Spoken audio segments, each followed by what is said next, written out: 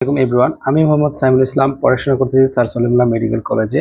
আমি আজকে তোমাদের সামনে হাজির হয়েছি ইনফর প্রেজেন্টেড খুবই গুরুত্বপূর্ণ একটা সিরিজটা হচ্ছে chemistry box MCQ solving series. এই সিরিজে আমি তোমাদের হাজারি স্যারের বইয়ের ফার্স্ট পেপার এবং সেকেন্ড পেপারে যত বক্স এমসিকিউ আছে সেই এমসিকিউ গুলা সলভ করব।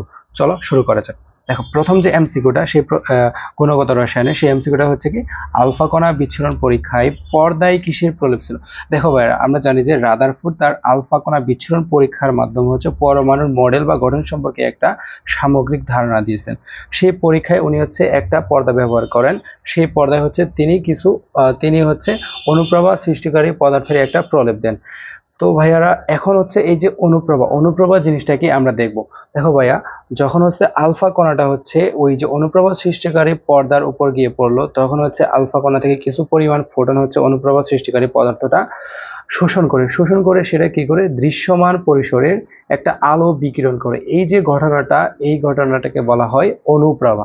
দেখো ভাই, অনুপ্রভার যে সময়কাল বা স্থিতিকাল, এই সময়টা খুবই ইম্পর্টেন্ট।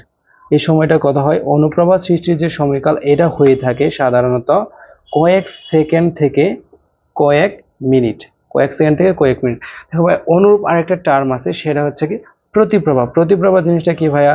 প্রতিপ্রভা জিনিসটা সেম ঘটনা, তবে এই ক্ষেত্রে সময়টা হয় খুবই কম। সময়টা কত হয়? সময়টা হয়ে থাকে সাধারণত 10⁻⁻15 সেকেন্ড। দেখো ভাই, খুবই খুবই ছোট একটা সময়। এখন ভাইয়া আসো,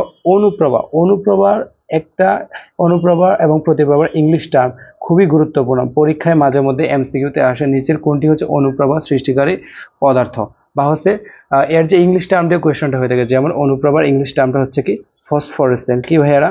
ইংলিশ টার্মটা হচ্ছে ফসফোরেসেন্ট। এবং প্রতিপ্রভার ইংলিশ টার্মটা হচ্ছে কি, ফ্লোরেসেন্ট। দেখো, মাঝে মধ্যে পরীক্ষায় কোয়েশ্চেন আসে, নিচের কোনটি ফসফোরেসেন্ট পদার্থ। তো এখন ভাইয়ারা, আমরা এক্সাম্পলগুলা জেনে নিব। অনুপ্রভা সৃষ্টি করে কোন কোন পদার্থ? অনুপ্রভা সৃষ্টি করে মৃৎক্ষার ধাতুর সালফাইড। কারা? মৃৎক্ষার ধাতুর সালফাইড।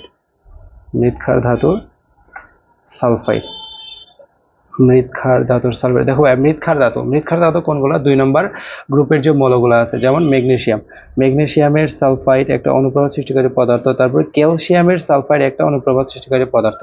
অনুরূপভাবে অন্যান্য যে ধাতুগুলো আছে গ্রুপ 2 এর, তারাও কিন্তু অনুপ্রভা সৃষ্টিকারী পদার্থ। এই অনুপ্রভা সৃষ্টিকারী পাশাপাশি জিঙ্ক সালফাইডও কি একটা অনুপ্রভা সৃষ্টিকারী পদার্থ। এখন আসলে আমরা অপশনগুলো দেখি।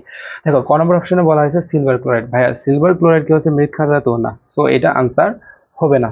এর পরবর্তীতে আসো খ নম্বর অপশনে বলা হয়েছে কি জিঙ্ক সালফাইড। আমরা ভাইয়া কি দেখলাম যে জিঙ্ক সালফাইড একটা অনুপ্রভা সৃষ্টিকারী পদার্থ। তার আগে ভাইয়া আমরা বাকি দুটো অপশন দেখে নেই। দেখো, লেড সালফাইডের কথা বলেছে। লেড সালফাইডের ধাতু কি লেড কিন্তু গ্রুপ 2 এর মৌল না, অর্থাৎ কি এটা মৃৎক্ষার ধাতুর সালফাইড না, তাই এটা কি হবে? আনসার হবে না। পরবর্তী ঘ নম্বর অপশনটা যদি দেখি, এখানে আছে নিকেল সালফাইডের কথা বলেছে। নিকেল সালফাইডও কিন্তু মৃৎক্ষার ধাতুর সালফাইড না, সো এটাও আনসার হবে না। তাহলে আমাদের আনসার দাঁড়ালো কি ভাইয়া? আনসার হচ্ছে জিঙ্ক সালফাইড।